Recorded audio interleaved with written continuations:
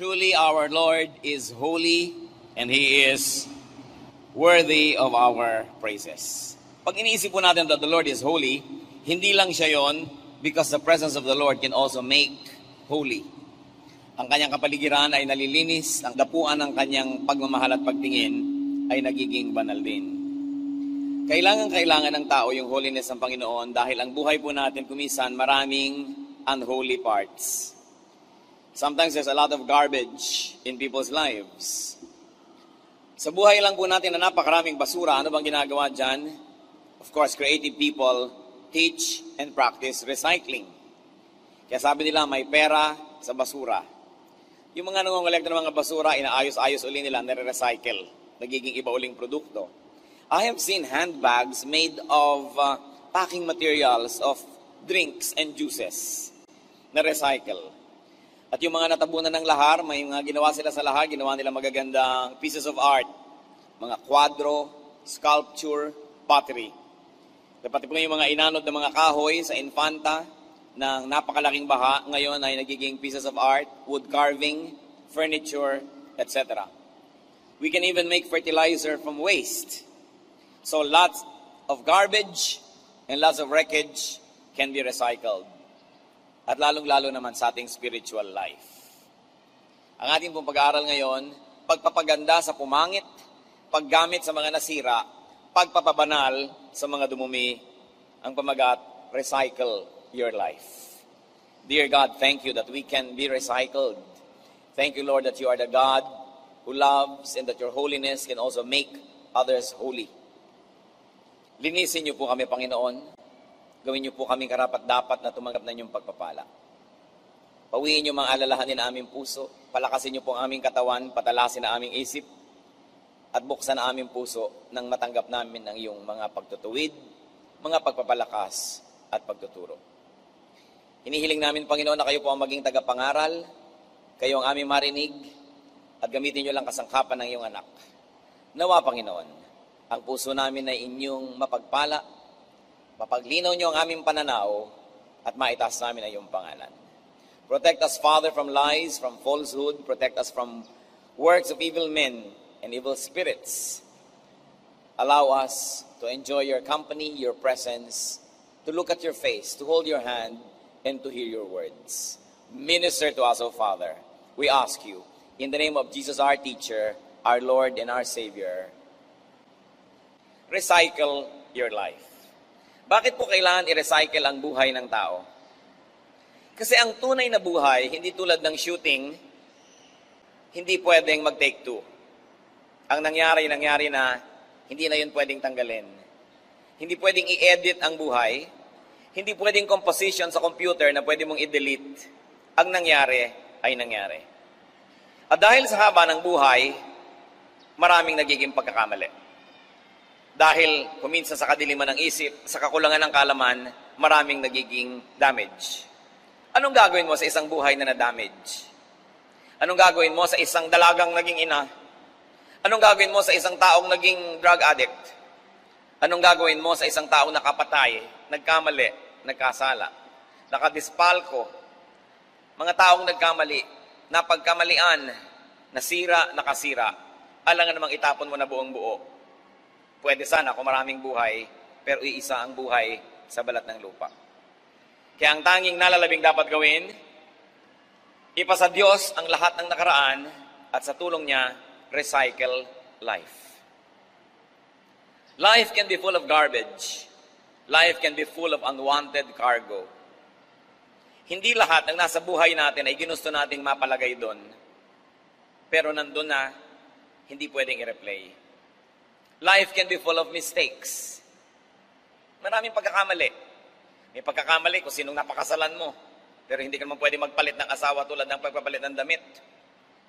May pagkakamali ng kursong na pag-aralan, bagamat yun ay pwede ka naman mag-aral uli. Pero hindi mo na maibabalik ang panahong nawala. May mga desisyon na nagawa na mali. Job 19:4, if it is true that I have gone astray, my error remains my concern. Ang totoo niya na sinasabi ni Job, kung totoong nagkamali ako, problema ko na yon. Pero ang point pa rin, problema pa rin niya. At poproblemahin niya ang kanyang pagkakamali. Sino ang nabuhay ng mahigit 3 linggo na hindi nagkamali? Nagkakamali ang tao. Life can be full of misses. Hindi mga binibini, mga mintis ng buhay. Yung hit and miss, mostly miss ang buhay. Bihira naman yung nakaka-hit. Bihira yung nakaka-bullseye. Bihira yon. Kadalasan, daplis, mintis, hindi ka tumama. Ecclesiastes 5:6. Kumisan pati sa pangangako sa Diyos, kakamintis-mintis. Do not let your mouth lead you into sin, and do not protest to the temple messenger, my vow was a mistake. Why should God be angry at what you say and destroy the work of your hands? Ito yung mga tao nangako sa Diyos, tapos ayaw din nung sinisingil na nung vow messenger, o yung pangako mo, yung pledge mo, nagkamali lang ako, joke only. Mintis. Hindi tumama, hindi nagswak ang kanyang mga binabalak sa kanyang dapat at gustong gawin talaga. Life can be full of losses. Mga kalugihan, nawalan. Hindi pa ba kayo nawalan sa buhay? Nawalan ng hikaw, nawalan ng pulseras, nawalan ng pera, nawalan ng cellphone, nawalan ng boyfriend. Hindi pa ba kayo nawalan ng negosyo, nawala yung puhunan, nalugi, nawala ng ballpen, nawala ng kahit ano. Ang daming nawawala. Pag ang lagi nating tinignan ay yung nawawala, magluluksa kayo araw-araw. Something's lost, something's gained every day. Ecclesiastes 5:13-14, I have seen a grievous evil under the sun, wealth lost through some misfortune, so that when he has a son, there is nothing left for him. Nakakita daw si Solomon ng talagang mga grabing trahedya ng buhay, malalaki mga kayamanang naglaho, at ni isang kusing walang maipamana sa anak. Maraming losses. Kuminsan mayroong mga mag-asawa, nawalan sila dahil sa isang negosyo, buong buhay nang nagdamdam yung isa, nagkalayo na sila dahil sa nawala. So nadoble ang nawala, dahil nawala pati pag-ibig nila sa isa't isa. Napakaraming nawawala sa buhay. Life can be full of infection and wounds. Meron ba namang skin na flawless? Wala nun. Meron lang less flawed than others. At yung iba, makapal lang ang makeup. No? Makapal ang concealer. Pero nandun pa rin yung mga flaws na yan. Meron bang flawless? No such thing.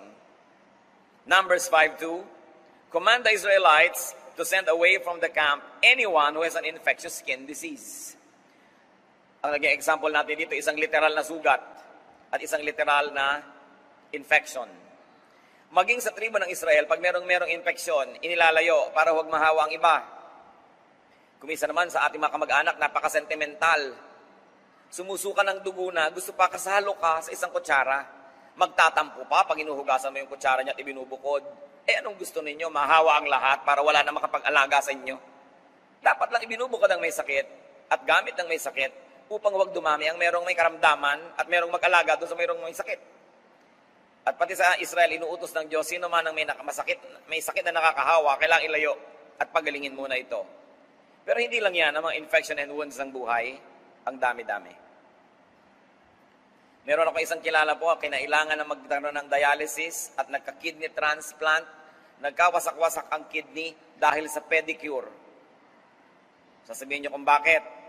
Nagpa-pedicure sa Pasay, nung uuwi na siya may baha. Kinailangang lumusong sa baha, pinasok ng mikrobyo dahil hindi naman siya na manicure, siya na murder cure. Dahil doon, yung buong buhay na niya naapektuhan, pati asawa, pati anak, lahat. May infection ng buhay. Kaya lang hindi na na-replay. Pwede pa ba niyang balikan yung nag-manicure sa Libertad at sakalin niya? Ganun ang buhay. Pag hindi ka natuto mag-recycle, lalo lang lalaki yung kawalan. Life can be full of regrets. Psalm 13 verse 2, how long must I wrestle with my thoughts, and every day have sorrow in my heart? Hindi na uubusan ng napagsisisihan, ang ipinagsisisi, ang panghihinayang, ganyan ang buhay. It can also be full of pain. Pagka ang tao, 30, 40, 50 na, napakarami na niyang dinaanan ng mga hirap. Napakarami ng pasan. Kaya napakalaking accomplishment yung mabuhay ka ng matagal at makangiti ka pa. Habang tumatagal ang buhay, isa-isang nangamamatay lahat ang mahal mo sa buhay, na gumuguho ang mga pangarap ko minsan, nawawala ka na ng pag-asa. Psalm 38:17, I am about to fall, and my pain is ever with me. Hindi nawawala ang sakit ng kalooban. Marami niyan. Mga hinanakit, kabiguan, mga pagtataksil ng kapwa na ating dinaramdam, na ating pinaghihinanakit at isinasama ng loob. Life can be full of ugly memories. Hindi naman lahat ng photo album ng buhay ay parang album ng Kodak. Good morning yesterday na ang ganda-ganda ng memory, may mga ulap-ulap. Hindi lahat. Maraming masasaklap na alaala at ginugunita ang tao. Job 13:26, "For you write down bitter things against me and make me inherit the sins of my youth." So pati itong mga kasalanan ng kabataan ay nagbabalik, sapagkat ang lahat ng pagkakamali ng tao ay nagbabalik sa kanya. Dahil sabi rin sa Biblia, kung anong itinanim ay inaani. Kaya yung mga masasarapang buhay na maraming nagawang kamalian ay may nervyos din yan kung kailan sila babalikan. Hindi rin natatahimik. Kaya higit lalong mabuti na nagtatanim ng maganda sapagkat alam mo rin na babalik at babalik. But yes, life can be full of ugly memories. Maraming bansa po ngayon, hanggang ngayon, ang mga turistang Hapones ay hindi welcome kasi naaalala pa nila yung pahirap na dinanas nila sa mga Hapon. An ugly memory. Maraming mga hindi umaattend ng family reunion kasi ang laman ng utak nila is an ugly memory of some cruel relative. Maraming ganon. Life can also be full of enemies. Inaway mo o inaway ka, pareho nilang ending, magkaaway kayo. Psalm 13 verse 2, "How long will my enemy triumph over me?" At ganyan ang nararamdaman ng maraming tao, para bang laging matagumpay yung masama, laging matagumpay yung kalaban natin. Pag inisip natin, napakaraming pabigat ng buhay, ang daming basura, kaya lang anong gagawin mo? Hindi naman yan pwedeng itapon. Akala po ba natin nagtatapon tayo ng basura? Hindi. Nakita nyo, lahat ng basurang ibitatapon ng tao sa ilog, bumabalik pag bumaha. Hindi naman nawala eh. At kahit anurin pa yan ng ilog at madala sa dagat, nakaalis ba sa planetang Earth ang basura? Hindi. Kung polluted ang ating hangin at umihip ang napakalakas na bagyo, nawala yung polluted air over the city, pero sa nagpunta, lumipat lang yun na ibang lugar. Wala namang ibang pupuntahan, nandito rin sa Earth. Kaya napakahangal ng mga tao na nagpo-pollute, sumisira ng environment. Akala nila mawawala yon, kasama rin natin yon. At isang napakalaking kamalian ng marami, at pinagtataka ko ito kung bakit meron tayong national vice na magtapon sa ilog ng basura. Akala mo ba, pag inanod ng tubig yun at hindi mo nakatapat, ay wala na yung basura, lumipat lang yun ng lugar. At bukas, ang basura mo, yung galing doon sa taas, na inanod patungo sa'yo. Bakit hindi matutunan yon? Anong gagawin sa basura? I-recycle. What to do with this garbage? Do we bear with it? So lahat ng pinag-usapan natin at mga iba pang hindi nabanggit, lahat ng hirap at basura ng nakaraan, bubuhatin na lang ba natin pagtitiisan ng alingasaw nun sa ating buhay? No. Because people can be free in the Lord. The Lord is wonderful at making new things out of old things. The Lord sets free even from one's own garbage. Galatians 5:1, "It is for freedom that Christ has set us free." Double use of the word free. Para sa kalayaan, kaya tayo pinalaya. At saan kaya tayo pinapalaya ni Jesus? Pinapalaya tayo mula sa basura ng nakaraan, na kung hindi sa Kanya, at kung hindi sa ating pagsuko sa Kanya, ay kailangan nating pasanin, pagtiisan, at amuyin habang buhay. People can have another life. People can have another chance in the Lord. Maging yung babaeng nahuli sa akto ng pangangalo niya, pinakasukdulan na ng pagkakahiya ito at pagkakasira ng reputasyon at pagkatao at hinaharap. Hindi siya kinondena ng Panginoon, hindi siya inusgahan. At yung mga taong gustong bumato sa kanya, sabi ni Lord, yung walang kasalanan, mauna na. Siyempre, walang nangahas dahil lahat may kasalanan.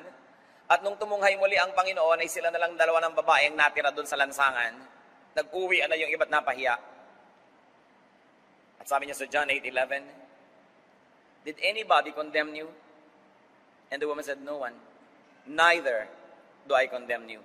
Jesus declared, "Go now and live your life of sin." Recycling at its highest. Sabi, napahiya ka na sa buong village na ito. Nung araw naman kasi, kung saan ka ipinanganak na baryo, doon ka na mamamatay. Hindi tulad ngayon. Kaya ang buntot mo, hila mo buong buhay. Tanda ng lahat ang ginawa mo kahit nung maliit ka pa hanggang paglaki mo, walang kakalimot. Pero ang sabi ng Panginoon, walang naglakas ng loob na mahumusga sa iyo, hindi rin kita husgahan at hindi kita i-condemn. Hindi kita hatulan. You know what Jesus just did? Jesus saved somebody from becoming a garbage. Because garbage is created by condemnation. Pag binaliwala mo na ang halaga ng isang bagay, doon pa lang siya nagiging basura. Pero habang iniingatan mo pa yung kahon ng sapatos na binili mo pa noong 1981, hindi pa siya basura. Pero sa tingin ng kapatid mo, nalinis ng linis, basura yun, gusto niyang itapon. Kasi winala niya ng halaga. Pero habang pinapahalagahan mo pa, hindi pa basura. At ganoon ang ginawa ng Panginoon sa babaeng nagkasala. Pinahalagahan. Kung ganoon, hindi naging basura. Nagiging basura lang isang bagay o isang tao pag tinanggalan natin ng halaga. At salamat, hindi inaalis ang Panginoon ang halaga ng tao. Pinahahalagahan niya kahit sino, kahit pa nga yung nahuli sa akto ng pagkakasala. Life becomes a garbage when life is condemned. Kaya nakita niyo po yung mga tao na nagpapakamatay kasi they condemn their lives. They end it because they no longer find meaning in it. Ano mga buhay yung umaasenso, yung pinapahalagahan? Anong tao yung tumataas, yung nagbibigay ng dangal at ipahalaga sa kanyang sarili? Sapagkat habang pinapahalagahan mo, basura man sa tingin ng iba, yan ay kayamanan. Jesus did not condemn, but prescribed renewal. He prescribed restoration and reuse. In other words, Jesus prescribed recycling. Meron kayong mga kabasurahan sa buhay, meron tayong mga kasiraan, may mga pinroblema, kapintasan, recycle your life. That's what God wants to happen. Huwag niyong isumpa ang nakaraan niyo, kahit ano pa yon. Kasi hindi niyo pwedeng sumpain ang nakaraan, hindi niyo susumpain niyo yung sarili. Sapagkat kayo rin yon. Hindi niyo pwedeng baliwalain ang isang bahagi ng nakaraan o ng inyong buhay na hindi niyo babaliwalain ang isang bahagi ng inyong pagkatao. Salamat ang Diyos, God of recycling. John 3:3, Jesus declared, I tell you the truth, no one can see the kingdom of God unless he is born again. So to be born again is just another term, to be recycled. Kailangang ipanganak kang muli, magkaroon ka ng bagong halaga, magkaroon ka ng bagong pasimula. Tulad ng babae nagkasala, talikuran mo ang iyong kasalanan at magbagong buhay ka. Kasi pag hindi ka nagbagong buhay, ang gagawin mo lang, susumpain mo yung dati mong buhay. Pag sinabi nating eternal life, pag sinabi nating kingdom of God, it's not only eternal salvation in the next life, but very importantly, to have a brand new life and beginning on earth, this side of eternity. Another chance. And God is God of second chances. Laging nagbibigay ang Diyos ng panibagong pagkakataon. Hindi tulad ng tao, pinagsasawaan tayo. Tama na yan, nadala na ako sa iyo, hindi na kita papatawarin, wala ka ng chance sa akin. Pero hindi ganoon ang Diyos. Sa katunayan, sabi sa kanya ni Peter, Lord, ilang beses ko bang papatawarin ng kapwa? 7 beses po ba? Akala ni Peter, ang galing na ng kanyang panukala, dahil sa kaugalian ng Israel, kailangan magpatawad ka at least 3 times. Pero ginawa niya 3 times 2, 6 plus 1, kaya 7. Pero sabi ni Lord, no, not 7, Peter. 70 times 7. Minultiply ko pa yun nung nabasa ko, hindi naman talaga pala 490 dapat. Symbolic yon. Ibig sabihin, huwag kang tumigil ng pagbibigay ng pagkakataon sa iyong kapwa. Iisa ang buhay ng anak nyo. Nung nagkamali, isinumpa nyo, pinalayas nyo, ba't di nyo papatayin? Kasi hindi nyo nabibigyan ng second chance eh. Ano pa yung buhay? Nagkamali ang inyong asawa, ayaw nyo na siyang pakinggan. Magpakamatay na kayo pareho. Kasi ayaw mo nang mabuhay. Liban na lang gusto mong mangalo niya at sumama sa iba at itulak mo siya mangalo niya sa iba. Wala kayong talagang ibang choice kundi magpatawaran to live life of sin and have a new life. Those people who find the beauty of recycling will be able to salvage whatever is left of life and will be able to beautify what has been uglified by the past. Pagka marunong tayong mag-recycle, pangit may napapaganda. Masakit man ay napapasarap. Madilim ay napapaliwanag. At talagang tunay, kung hindi tayo magbibigay ng second chance sa iba't sa atin, wala nang ibang buhay. Magkaroon man tayo ng buhay doon sa kabila, iba na yon, hindi tulad ng buhay na ito. Itong buhay na ito ay hindi dapat sayangin at hindi dapat itapon at aksayahin dahil lang nagkaroon ng damage. 2 Corinthians 5:17, therefore, if anyone is in Christ, he is a new creation. The old has gone, the new has come. We give people second chances. Pagka ang tao ay sinabing, ako'y nasa Panginoon, nagbabasa ako ng Biblia, sumasamba ako, bigyan nyo ng second chance. Tulungan ninyo. Hindi sabihin, gano'n naman kaya makakatagal yan, babalik at babalik din niya sa dating ugali. Hindi siya nabibigyan ng positive boost. Discouragement ang tinatanggap, invest encouragement. Kailangan nating lahat yan. In John 14:6, Jesus says, I am the way and the truth and the life. No one comes to the Father except through me. Aside from eternal salvation, which is the original meaning that people read into this, you have to read also that Father is God, and God is life. And when Jesus says, through me you can go to the Father, what He is saying is, you can have life again. Nabigyan ka na ng buhay nung isinilang ka, tas winaldas mo ang buhay na yan, sinira mo o kay nasira ka ng iba, kasalanan mo at hindi, nagkagutay-gutay, nagkawindang-windang ka, anong gagawin mo? Magpapakamatay ka na? No. Sabi niya, through me, you can go to the Father. You can have life. You can have life again. Kaya napakaganda po ng turo ng Christianity. Bagay sa lahat ng tao, dahil kailangan ng lahat ng tao, ma-recycle sila. To be recycled, turn mistakes into knowledge and wisdom. Merong isang executive na nagkamali. Ang pagkalaki-laki ng bunga ng kanyang pagkakamali, napakalaking kalugihan sa kanyang kumpanya. Pero empleyado lang siya, although top executive. At dahil inisip niyang napakalaki ng damage sa kanyang maling desisyon, nagbigay siya agad ng letter of resignation sa may-ari ng kumpanya. At ipinatawag siya, o ba't ka nagre-resign?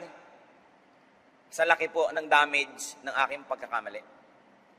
At sabi nung may-ari, sa palagay mo kaya't natutunan mo ang pagkakamaling ito'y uulitin mo pa? Abay, hindi na nga po. Napakahirap nga ng lesson na yan kaya ako natutunan. Ba't ka magre-resign?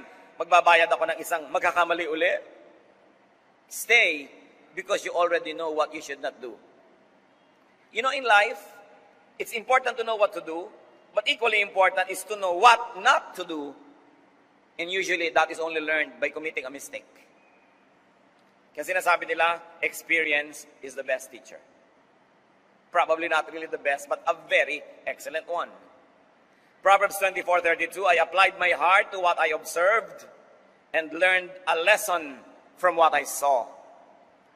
So, nagkamali kayo, at least alam nyo na ngayon kung ano yung mali sa tama. You are wiser. You are better. You are not a worse person, but in fact, you are now a more seasoned person.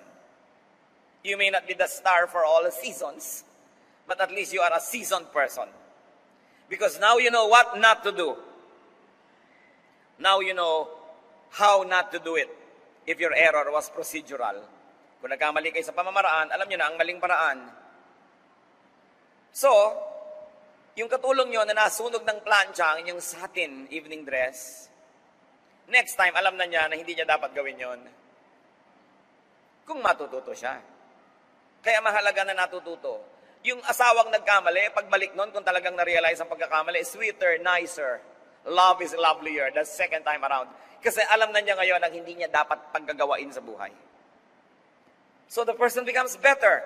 But you have a choice. You can be bitter. But why be bitter when you can be better? Bakit mo gagawing mapait ang lahat kung pwede namang maging matamis? Depende sa iyong pananaw. Proverbs 4:11, I guide you in the way of wisdom and lead you along straight paths.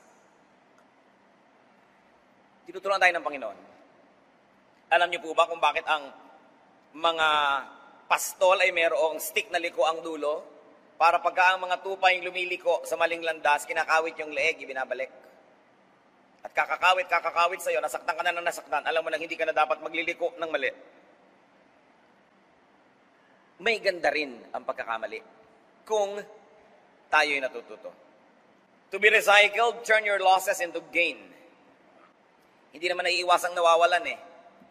Pero kung bawat pagkakawala, you became wiser and you consider it that it was good to lose it, then you gain.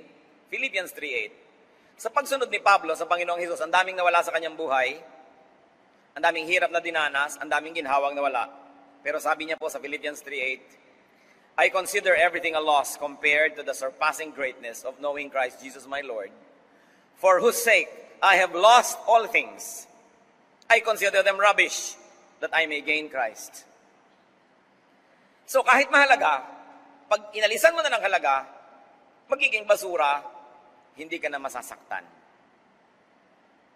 Nawalan kayo halimbawa ng pulseras. Hindi mo na naman talaga makikita. Sabi mo, buti na lang nawala kesa suot-suot ko pa at tinaga ang kamay ko para lang maagaw. You comfort yourself. Pagka nawala ang isang bagay, nawala yung girlfriend mo, ay, salamat na lang kasi marahil ay may naghihintay na disaster kung kami yung nagkatuluyan. Pag nawala na kasi, dapat putulin mo na ang pagmamahal mo sa nawala. Kasi pag patuloy mo pa siyang inaalala ng inalala at minahal ng minahal, lalong tumitindi yung sense of loss. So we adjust. Sabi ni Paul, karaming nawala sa akin dahil sa aking pananalig, pero itinuturing ko na lang ng mga basura yon. Tutal ang kapalit si Kristo, higit lalong mabuti. Kasi kung hindi ko tinanggal yon, walang lugar para kay Kristo. Kaya aariin kong napakalaking pribilehiyong nawalan. Sapagkat kay Kristo, ang kawalan ay kapakinabangan. Hindi na siya nalungkot.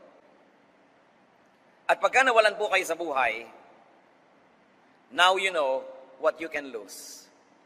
Now you know what you can live without. Kung minsan you're very dependent on someone, on something, and then nawala yun, nalaman mo, buhay ka pa rin naman pala. Napatunayan mong, hindi ko naman talaga pala kailangan, so bakit ko ba sinasamba? Ba't ko ba hinahabol-habol? Pwede naman palang wala. And then it adds to your freedom. Luke 9:25, for what good is it for a man to gain the whole world and yet lose or forfeit his very self? Kumisan kasi kagustuhan natin na i-maintain ng isang tao ang isang bagay sa ating buhay, nagpapakaaba na tayo. Nandyan lang siya. Pero nung talagang wala ka na magawa at nawala, ay kaya ka naman palang mabuhay. Then you declare freedom because God wants us free from idols. To recycle and to be recycled, turn your infections into inoculations. Yung bakuna. Alam niyo po ba yung nilalagay sa bakuna? Mikrobyo. Kung gusto mo magpaturok ng gamot para hindi katablan ng kamandag ng ahas, ang itinuturok sa iyo, kamandag ng ahas. Gusto mo magpaturok ng anti-TB, yung anti-tuberculosis, para huwag kang tablan ng tuberculosis, ang ituturok sa iyo, mikrobyo ng TB. Kasi yung mikrobyo na yon, pagka pumasok sa katawan mo, nakipagmabutihan doon yung katawan mo ngayon, at natalo ng katawan mo, dahil konti lang yung nilagay, panalo yung katawan mo, pagdating ng tunay na mikrobyo, kakampi na ng katawan mo yung naunang mikrobyo, pagtutulungan nila yung kamag-anak niyang mikrobyo, kayo ang mananalo, yun yung inoculation. So, when you're inoculated, you are tougher and you are stronger. Now do the same thing with anything. Pag may dumating sa inyong lungkot, gawin yung inoculation para pagdating ng ibang lungkot, sanay na kayo, mananalo na kayo. Pag may dumating sa inyong pagkalugi, pag may dumating sa inyong kabiguan, gawin yung kaibigan. Para pagdating ng mas malalakit, mabibigat na mga kalugihan sa buhay, sanay na kayo, panalo na kayo. Every disadvantage could be turned into an advantage.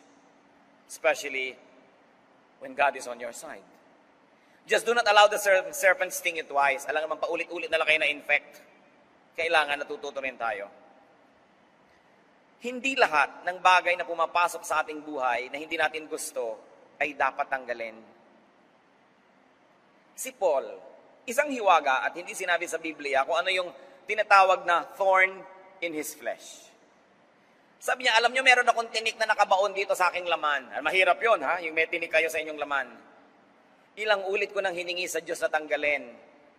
Sabi niya, hindi ko tatanggalin, mabuting meron kang ganyan. Siguro yung mga tao, pag nakikita nila si Paul, perfect na sana si Paul kung wala lang siyang tinik.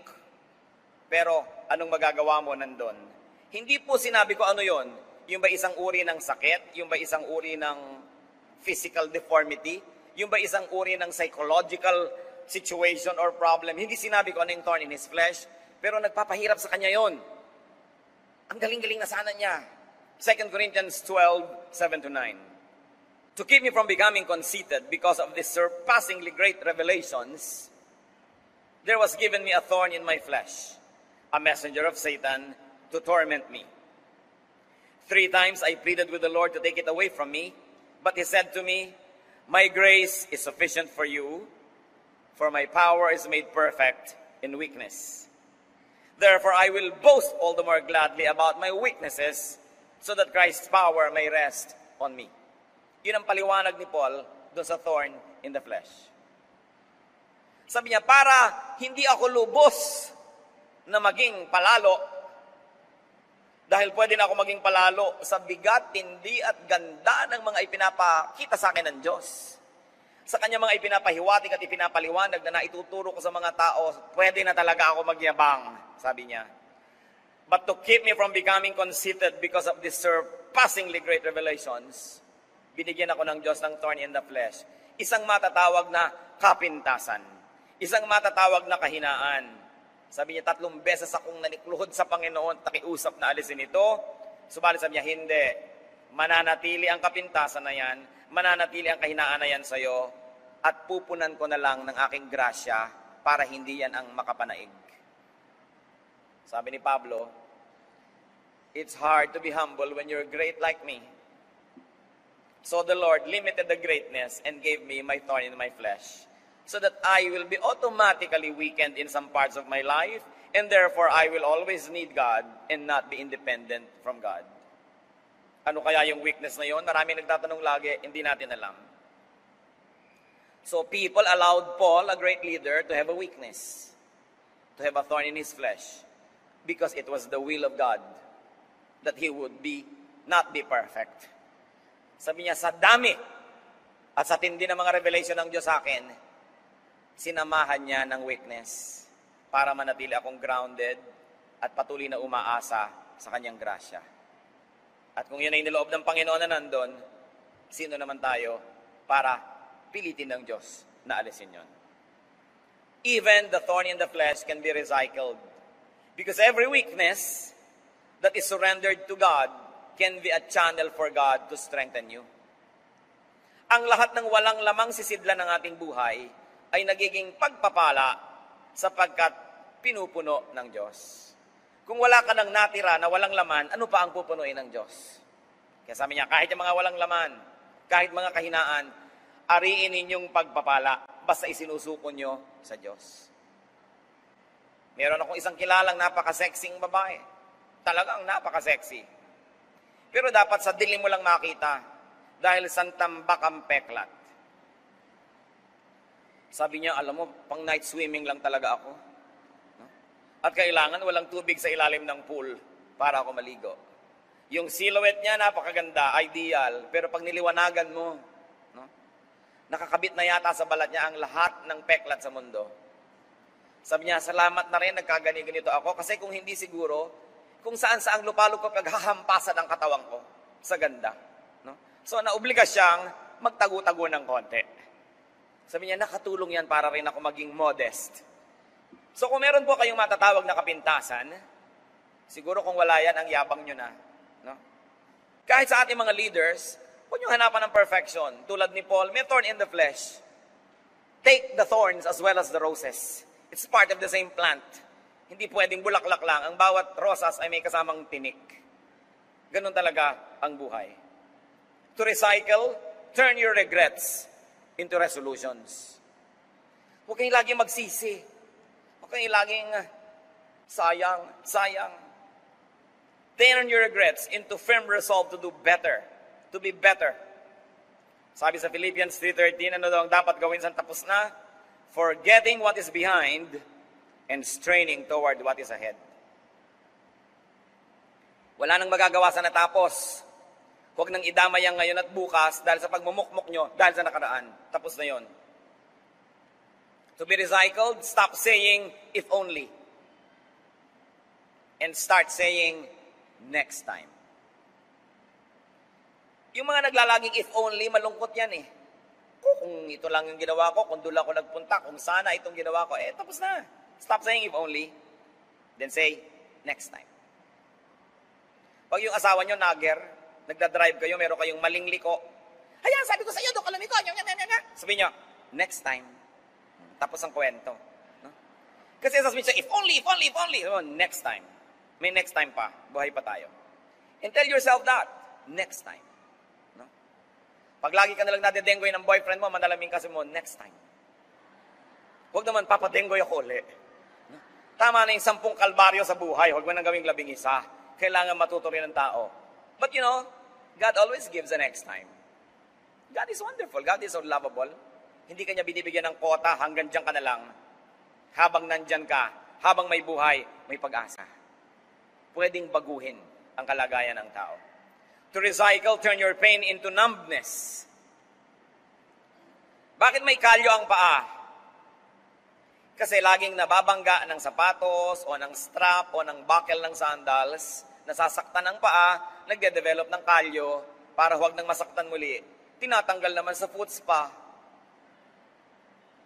Masasaktan uli ang paa mo. Gagawa uli siya ng kalyo. At dahil sa mga kalyo, nagkaroon ng industriya ang foot spa. Ang totoo, maganda ang paang maraming kalyo. Kasi hindi na makakaramdam pa. Nakatapa ka ng Tamtax, hindi mo naramdaman, di ba, pagpapala? Bakit sobrang pinaninipis? At kung hindi likas na mapula, lalagyan pa ng mercurochrome, para kunwari ay pula at kay nipis-nipis. Samantalang ang paa dapat talagang makapal. Yung mga paang mga parang luya, mga daliri, pag umakyat kayo ng bundok, di kayo madudulas. Pag umakyat kayo ng pulo, nakakapit yan sa mga sanga. Napakagandang paa. Pero anong tingin natin? Pangit, napapangitan tayo. Marami pong maganda sa buhay, napapangitan tayo. No? Kaya yung mga karanasan natin, minsan magandang maging manhid. Kung sobra kayong sensitive, lagi kayong nagdaramdam. No? So huwag kang maging manhid sa mga tamang dapat maramdaman, pero maraming bagay pinapalampas na lang. You know, lahat ng comment ng tao, papakinggan nyo, lulungkot lang kayo. Dapat may pinapalampas ka. Not everybody will like you, tanggapin mo na yun. Only few will love you. Ilagay mo yun sa statistics para hindi ka laging malungkot. Turn your pain into new sensitivity. Psalm 30 verse 11, you turn my wailing into dancing.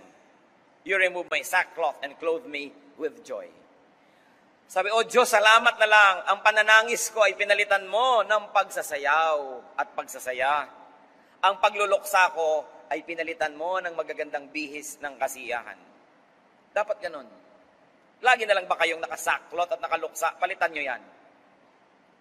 Lagi na lang ba kayong iiyak-iyak na nanangis, nagdaramdam? Palitan nyo yan. Sapagkat bihirang nagdaramdam ang pinapansin ng mga tao. Kaya yung mga nagdadamdam, nagtatampo. Lagi na lang nagtatampo uli. Dahil nagtatampo na ako, hindi mo ako pinansin, so magtatampo pa ako uli. Puro lungkot ang gagawin nyo sa buhay nyo. Ang maraming lungkot ang tao, iniimbento lang. At ang maganda po, mga kapatid, kung tayo talagang nasaktan, how can it be recycled? Turn it into new sensitivity. Now you can be kinder to those who are in pain. Pag nakaranas ang tao ng lahat ng kapaitan ng buhay, dapat nagiging mas mabait siya. Mas nauunawa niya at natutulungan yung mga dumaranas ng mga kapaitan. To be sensitive and helpful to those who are in pain. In that case, your pain becomes your qualification to minister. Kaya kahit ang mga artista, hindi nakakaarte ng ganap yung mga sobrang bata pa, wala pang napagraramdaman ng mga pain, sorrow, trouble. Pero pag seasoned na sila, ibig sabihin marami nang naranasan, nabibigyang buhay nila yung mga papel na kanilang ginagampanan. And what is so important is, though you are in pain, our God comforts us. 2 Corinthians 1, 3-4, God is God of all comfort, who comforts us in all our troubles, so that we can comfort those in any trouble with the comfort we ourselves have received from God. Sabi tayo'y pinagiginhawa ng Panginoon, una, upang tayo guminhawa, at pangalawa, para matutunan natin kung paano magpaginhawa ng kapwa-tao. Na kung ano ang ginhawa at pagmamahal na tinanggap natin sa Diyos, ay yun din ang ating ipaabot sa ating kapwa. So kung napakarami niyo nang naranasan ng kapaitan at kalungkutan, you are very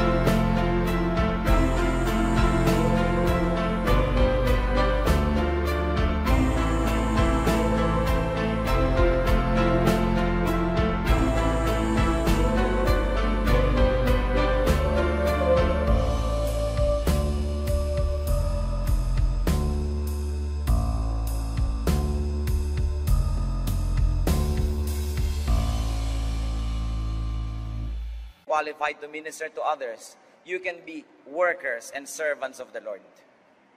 So huwag niyong masamain yun. Mas mauunawa niyo yun. Tulad ng, kung meron tayong mga kamag-anak na nagdusa sa cancer, ngayon, mas makakatulong tayo at makakapagbigay ginhawa doon sa mga nagdurusa pa lang. Yung mga ina ng mga nabilanggo, mas nakakapag-minister sila ngayon sa mga ina ng mga bago pa lang at nabibilanggo pa lang ng mga anak. Ang lahat ng tao po may pagkakalagyan. Lagi tayong may ministry. Turn your pain into your badge so that you can serve. Kung ganon, hindi na sayang. Dahil pinakinabangan ng iba, ikinalugod ng Panginoon, at natural, magbibigay din ng pagpapala sa inyo. To recycle, turn your ugly memories into lessons, into badges of honor for having survived. Turn your ugly memories into beautiful dreams, into wonderful aspirations for a better life. Psalm 90:15, make us glad for as many days as you have afflicted us, for as many years as we have seen trouble. Sabi, Lord, kung paano ang dami ng hirap na nadanas namin, ganun din sana mga araw na iparanas niyo sa amin na masarap, maganda, kaibig-ibig. Napakarami po mga tao umasenso galing sa hirap. Kaya sila umasenso dahil galing sila sa hirap, ayaw na nilang maging mahirap muli. Meron naman mga taong hindi umasenso dahil galing sa hirap. Parehong galing sa hirap, pero anong ginagawa ninyo sa inyong naranasang kahirapan? If you will turn your ugly memories into motivation for you to dream and aspire so that it doesn't become a permanent fixture of your life, then it becomes a badge of honor. Pero pag lagi niyong ginawa, Jesus, mahirap lang kasi kami, kaya nandito ako ngayon, lasenggo. Mahirap kasi kami, kaya eto ko ngayon, batugan. Mahirap kami, kaya ang dami-dami kong anak. Mahirap kami, kaya eto kami ngayon, palaboy-laboy. Hindi ka natuto. Pero may mga mahirap na sabi, isinumpa kong hindi na ako magugutom muli, kaya ako nagsikap. Isinumpa ko, no, na hindi na ako titira uli sa ilalim ng tulay. At para kang si Scarlett O'Hara, sabi niya, I shall never go hungry again. Sa isang napaka-classic na pelikula.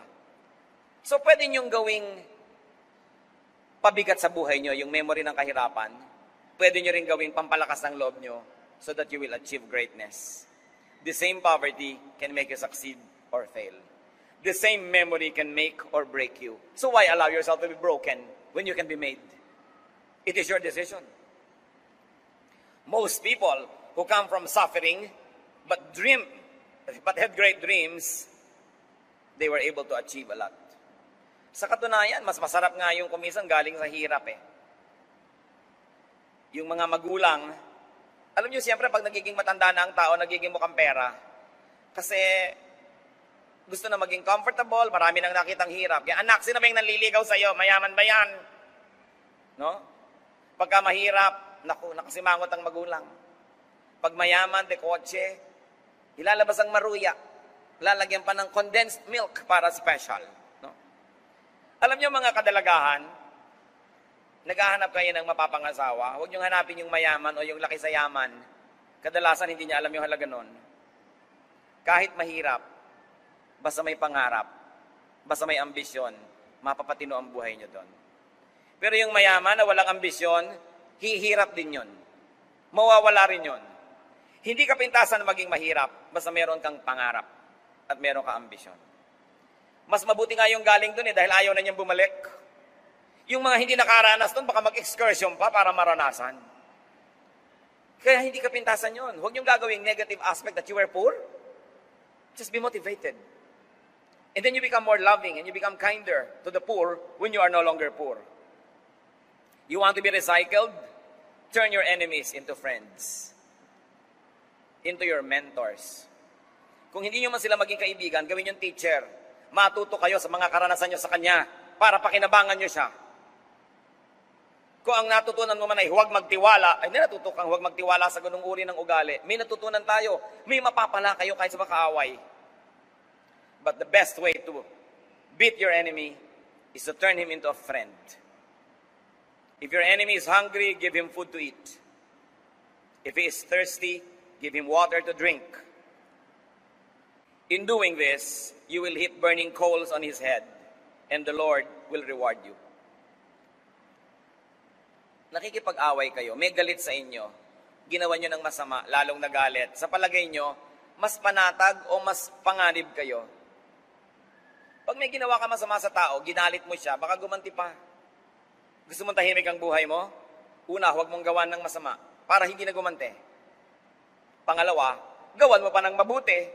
Kung gumanti man siya, buti nang igaganti sa'yo. Marami po mga tao hindi natututo sa buhay. Walang ginawa kundi magalit. Papagalitan mo yung mga tao, pagtalikod mo, sinaksak ka. I was talking to one contractor. Pinag-uusapan namin yung masasamang ugali ng mga manggagawa. Minsan daw, bubuksan niya yung malaking cabinet doon sa isang construction firm, punong-puno ng mga trabahador, tulog. Kasi anong ginagawa mo? Pinapagalitan mo? Hindi. Papagalitan mo yan eh. Yes sir. Tapos mamaya, babatuhin niya ako ng hollow blocks mula sa 3rd floor. Sabi ganun. Useless pagalitan. No? Papagalitan mo yung yaya ng anak mo dahil nagpabaya. Pagtalikod mo, tinutusok ang anak mo ng perdible. O kaya papainumin niya ng pampatulog. Maghapong tulog ang bata habang siya text ng text. Yung magalit ka, nag-iimbita ka ng problema. Yung magsalita ka ng masakit, yung manakit ka ng kalooban, naghihintay ka ng ganti.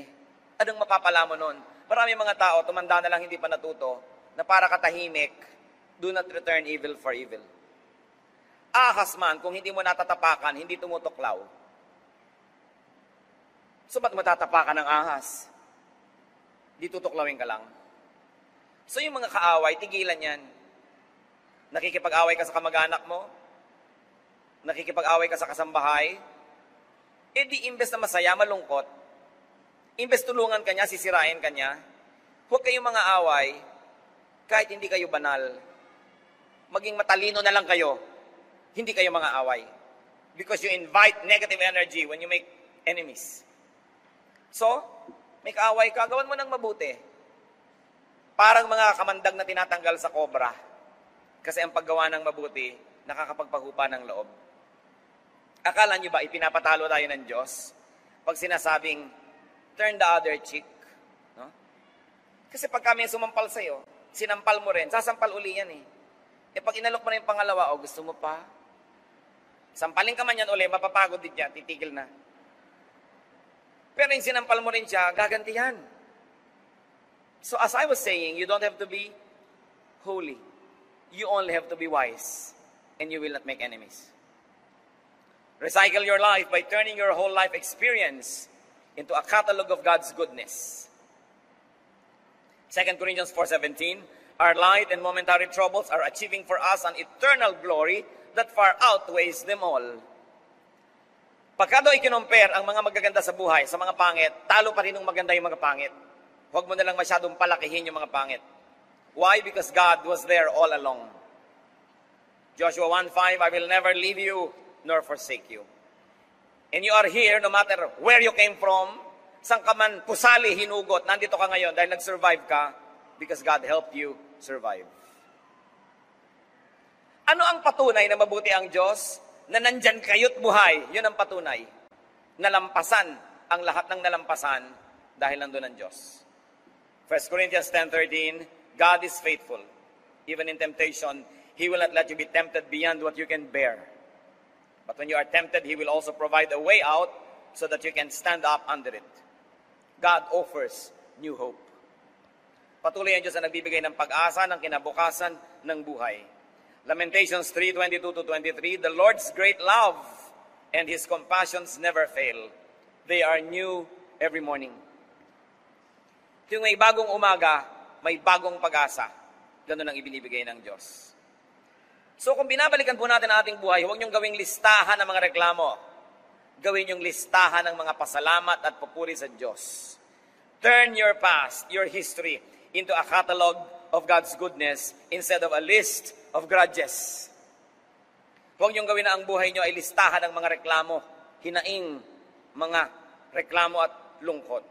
Psalm 31:19, how great is your goodness, which you have stored up for those who fear you, which you bestow in the sight of men on those who take refuge on you.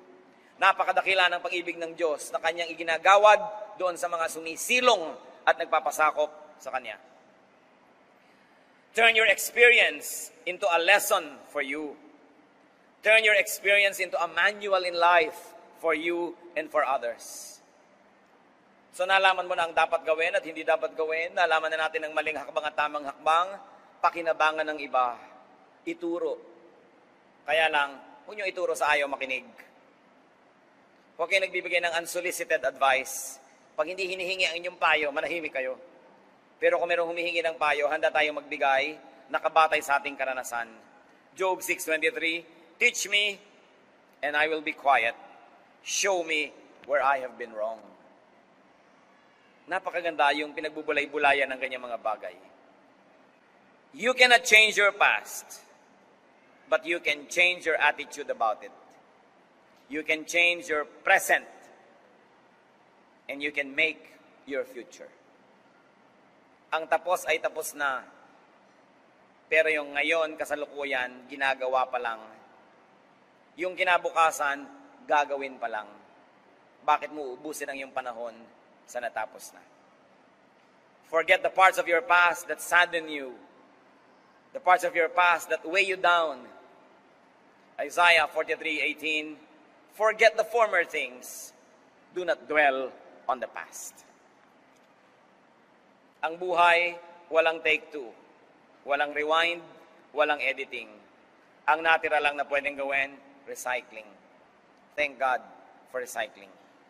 Turn your thorn in the flesh into blessing. Your wounds and scars into badges of honor. Your poverty into ambition and resolution. Put the past behind you and make it the foundation for your future. Turn your sorrow into joy, your weakness into strength. Turn your tears into gems. Recycle your life. And very importantly, allow and help others to recycle theirs. Hindi lang po buhay nyo na damage na dapat ayusin, buhay din ng inyong kapatid, ng inyong magulang, ng inyong pinsan, ng inyong kaibigan, buhay ng lahat ng kapwa-tao.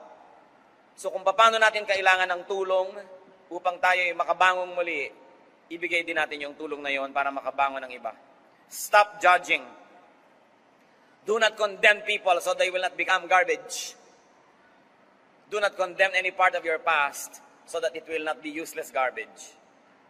At kung may mga mahal tayo sa buhay na nagkamali, tigilan ng pag-ungkat, tigilan ng paghukay sa mga naagnas ng bangkay na matagal nang inilibing sa nakaraan. Give people a break. Give them a chance. Give yourself and others a go for a brand new life. This is what Jesus is all about. Sabi niya, I came that you might have life and have it to the full.